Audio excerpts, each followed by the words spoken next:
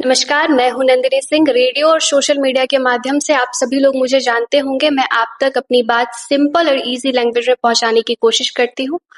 आज हमारे पॉडकास्ट के गेस्ट हैं श्री नितेश सिंह जी, जो कि कस्बा पूर्णिया विधानसभा क्षेत्र के नव निर्वाचित विधायक हैं। ये भी लोगों के बीच काफी सिंपल और सरल तरीके से पेश आते हैं। बहुत ही सिंपल है ये सर। सर, आपका बहुत बहुत स्वागत है हमारे पॉडकास्ट में। आपको भी नमस्कार। आपके माध्यम से आपके दर्शकों को नंदिनी जी मेरा नमस्कार और नववर्ष की शुभकामनाएं। आपको भी सर। सर, सबसे पहले ये बताइए कि बनने के बाद आपकी जिंदगी में सबसे बड़ा बदलाव क्या आया? पहले मेरे लाइफ के जो रूटीन था डेली का, वो मैं तय करता था हाँ। कि किससे कब मिलना है और कितना समय काम पे देना है, कितना समय परिवार को देना है।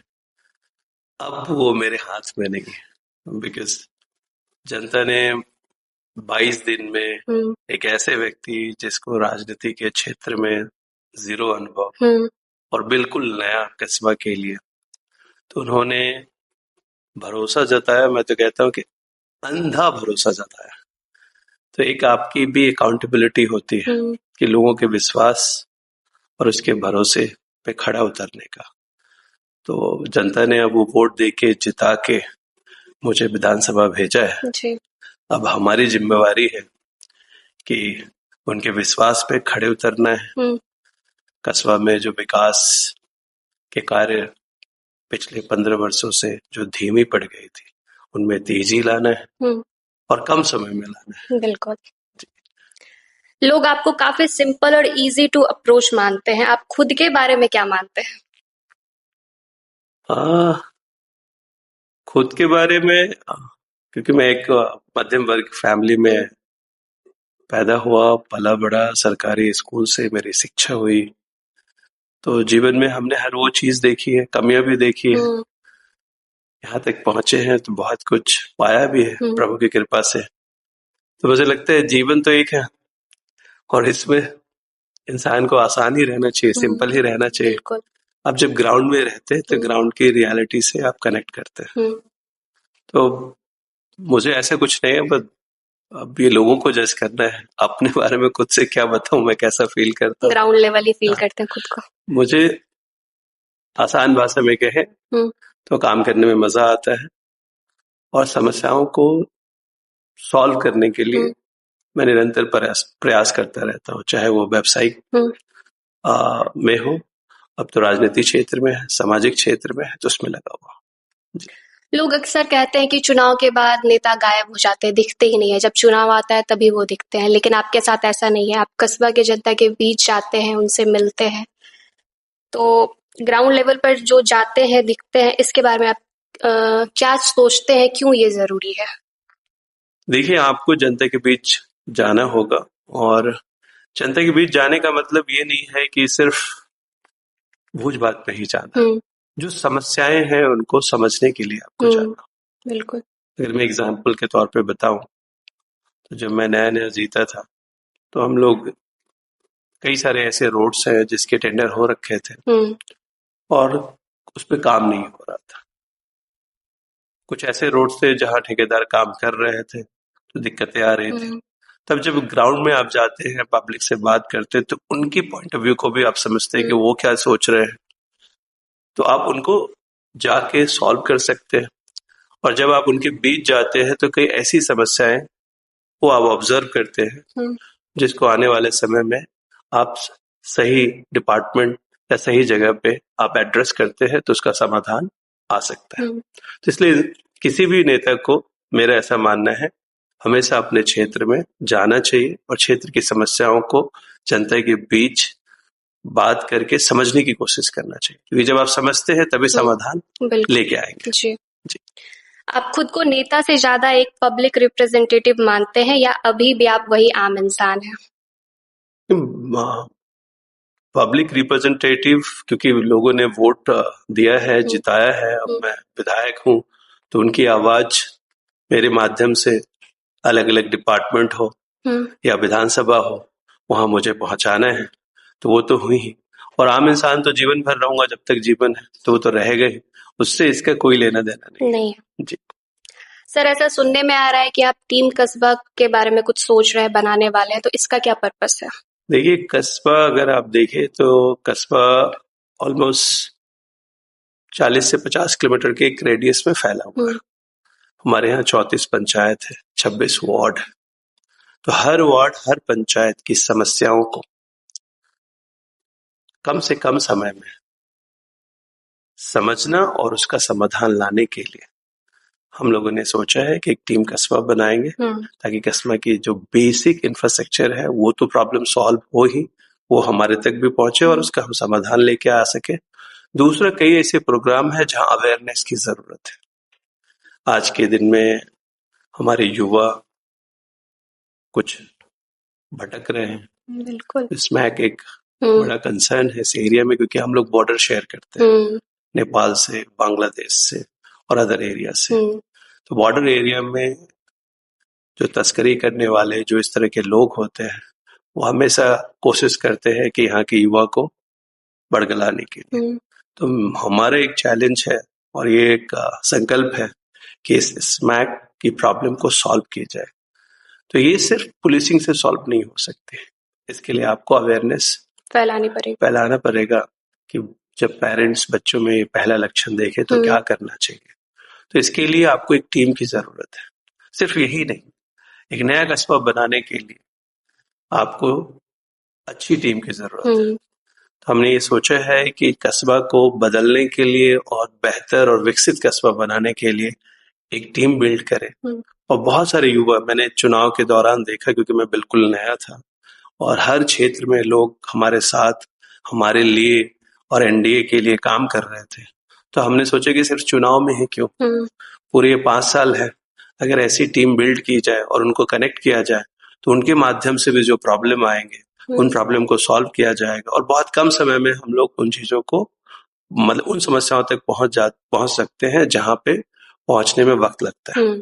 तो इसी मकसद से विकसित कस्बा, नया कस्बा, बेहतर कस्बा बनाने के लिए जो लक्ष्य लिया है, इसके लिए हम लोग यंग टीम बिल्ड करने की कोशिश कर रहे हैं। और युवा से एक वॉलंटियर के तौर पे, अगर वो सामाजिक कार्य में बहुत सारे लोग जुड़े हैं गांव में, तो आप जब जुड़े हुए हैं तो थोड़ा समय निकालें और अपने विधायक के साथ हम लोग साथ मिलकर काम करें, ताकि ये जिम्मेदारी हम लोग अकाउंटेबिलिटी लेते हुए जो जनता से वादे किए उसको पूरा करें।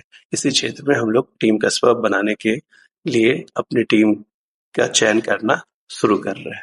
जैसे हर पंचायत वाइज, प्रखंड वाइज आपके अपने रिप्रेजेंटेटिव हो और उसी माध्यम से आप समस्याओं को सॉल्व भी कर सके और टाइम टू टाइम जैसे भी अवेयरनेस प्रोग्राम, चाहे महिलाओं, विमेन एम्पावरमेंट के लिए हो, बच्चियों को हायर एजुकेशन के लिए हो, इवन आपका कैरियर काउंसलिंग हो, क्योंकि कई सारे बच्चे 10th के बाद क्या करना है, 12th के बाद क्या करना है, तो गाँवों में, छोटे कस्बों में लोगों को इसकी काउंसलिंग की जरूरत ज्यादा होती है कंपेयर टू द सिटी। आजकल तो बड़े बड़े स्कूल में लोग करते हैं, ऑलरेडी वो प्रोवाइड करते हैं। तो इन सब लक्ष्य को पूरा करने के लिए एक नए टीम की बिल्ड करने का उद्देश्य से, ताकि हम अच्छा कस्बा बना सके, हम लोग प्रयास कर रहे हैं। सर, जैसा कि आपने युवाओं के बारे में बात की, तो युवा आपको काफी ज्यादा पसंद कर रहे हैं, तो युवाओं को लेकर आपकी सोच क्या है? लगभग आपने बता ही दी है, लेकिन आप और अच्छे से बताइए और ये भी बताइए कि आप युवाओं को क्या संदेश देना चाहेंगे इस माध्यम से। देखिए, युवा को आपके माध्यम से और मैं जहां भी जाता हूं जिनसे कनेक्ट, ये सच है कि लोग, युवा और महिलाएं सबसे ज्यादा कनेक्ट कर रही है और उन्होंने सबसे ज्यादा साथ भी दिया है और हमारे बाकी लोगों ने भी साथ दिया, बट युवा के लिए स्पेशली एजुकेशन सबसे इम्पोर्टेंट है। और हमारा ये संकल्प में भी है कि हर प्रखंड में एक डिग्री कॉलेज हो, ताकि हमारे प्रखंड के बच्चे, पंचायत के बच्चे, उनको हायर एजुकेशन के लिए पूर्णिया ना आना पड़े। तो युवा के लिए ये है कि आप जितनी आपकी अपनी क्षमता है, प्रायोरिटी में आप एजुकेशन को दें, सबसे पहले रखिए उसको, क्योंकि एजुकेशन आपके सबसे की सक्सेस का मंत्र है। दूसरा है कि आप थोड़ा स्पोर्ट्स से भी कनेक्ट करें, ये आपको मेंटली स्ट्रांग करता है, क्योंकि लाइफ में ना अप एंड डाउन्स आते हैं, तो उस अप एंड डाउन्स को पार करने के लिए आपको मेंटली स्ट्रांग होना पड़ेगा। और तीसरा है, आप हार नहीं माने, निराश कभी ना हो, आपकी स्थिति कुछ भी हो सकती है। मैं भी बहुत छोटे से फैमिली में पैदा हुआ, तो आप अगर मध्यम वर्ग है या थोड़े आपको लगता है कि नहीं मेरे पास संसाधन कम है तो मैं ऊंचाइयां नहीं पा सकता, तो आप ऐसे ना सोचें। मैं इसको अपॉर्चुनिटी मानता हूँ कि आपके पास ये अपॉर्चुनिटी है कि आप उस ऊंचाई पे पहुंच सकते हैं जहां आप नहीं हैं आज। तो मन में अगर किसी की दृढ़ संकल्प हो तो कोई भी युवा, चाहे वो कस्बा का हो, पूर्णिया का हो, पूरे बिहार का हो या देश का हो, अगर उन्होंने मन में ये संकल्प ले लिया कि मुझे आगे बढ़ना है जिस क्षेत्र में, ये जरूरी नहीं है कि इसे पढ़ाई आप के क्षेत्र में नहीं आप पढ़ के इंजीनियर ही बने, डॉक्टर ही बने या आईएएस बने, पीसीएस बने, ये जरूरी नहीं। जो आपको अच्छा लगता है, जिसमें आपको करने में आनंद आता है, आप हर क्षेत्र में, एक आदमी एक छोटे दुकान से बहुत बड़ा इंडस्ट्रियलिस्ट बन सकता है। तो कोई भी काम छोटा नहीं होता और हर काम में मैं ऐसा मानता हूं अगर आदमी अपनी दृढ़ता और लगन से, ईमानदारी से मेहनत करते रहे तो किसी भी क्षेत्र में वो आगे बढ़ सकता है और उस ऊंचाई को पा सकता है जो लोग कल्पना नहीं कर पाते। ऐसा मेरा मानना है। तो युवा के लिए यही संदेश है, आप हमेशा अपने सपनों को बड़ा देखिए, बड़ा सपना देखिए और उसके पीछे दृढ़ता से लगनशील होके बस उसके पीछे भागना शुरू कर दीजिए। हो सकता है आपका अनुभव कम हो, नॉलेज कम हो, लेकिन निरंतर प्रयास से आपको नॉलेज भी आएगा और सफलता भी मिलेगी। आपके अनुसार एक अच्छा नेता बनने के लिए सबसे जरूरी क्या है? पावर, पॉलिसी या फिर पब्लिक कनेक्शन? अच्छा नेता बनने के लिए पता नहीं, जहां तक मैं समझा हूं, अभी नया हूं, ये वर्ड मेरे लिए, मैं भी हर दिन सीख रहा हूं और समझ रहा हूं। मेरा ऐसा मानना है कि अगर लीडर जो जनता से कनेक्ट करे और जनता की समस्याओं को समझ के और उसका समाधान लाने का प्रयास करे। अब जब आप कनेक्ट करते हैं तो समस्या को समझते हैं और समस्याओं को समझने के लिए पॉलिसीज की भी जरूरत होती है। तो जरूरी नहीं कि हर व्यक्ति पॉलिसी मेकिंग में ही हो, हर व्यक्ति पावरफुल ही हो, बट अगर मेरा ऐसा मानना है कि कनेक्टिविटी आपकी जनता से अच्छी है और समस्याओं को आप समझते हैं तो उसका समाधान आप आसानी से ला सकते हैं। तो फिलहाल अभी तक जितना मेरा अनुभव है, कनेक्टिविटी और प्रॉब्लम को अंडरस्टैंड करने की जो कैपेबिलिटी है ये ज्यादा इम्पोर्टेंट मुझे लगता है। बाकी अगर आपने ये समझा है तो राइट पॉलिसीज आप ढूंढ ही लेंगे और जब आप समस्याओं का समाधान कर देते हैं तो इससे ज्यादा पावरफुल मेरे ख्याल कोई चीज नहीं होता। तो मेरे लिए कनेक्टिविटी ज्यादा इम्पोर्टेंट है, लोगों से जुड़ाव मेरे। आखिर में अगर जनता आपसे एक चीज की उम्मीद रखे तो वो क्या होनी चाहिए?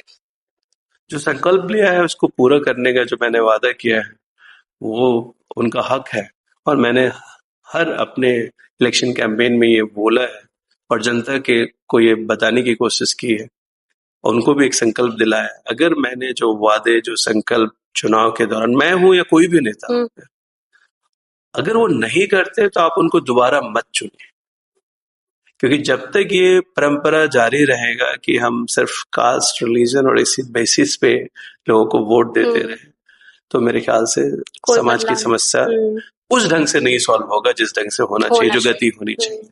तो जनता का मेरे प्रति, ये मेरा अपना उनके प्रति अकाउंटेबिलिटी है और उनकी भी एक अकाउंटेबिलिटी है। अगर मैं नहीं कर पाता हूं तो अगले चुनाव में मैं हूं, कोई भी उसको बदल देना चाहिए और निरंतर ये एक पैरामीटर होना चाहिए वोटिंग के लिए। ऐसा मेरा ऐसा मानना है और मैं इस चीज को दिल से जनता के बीच रखता भी हूँ और मैं भी कोशिश करता हूँ कि जो वादे किए हैं उसको 100% मैं निभा पाऊं ताकि अगली बार जनता के बीच जाने में मुझे कोई शर्मिंदगी महसूस ना हो।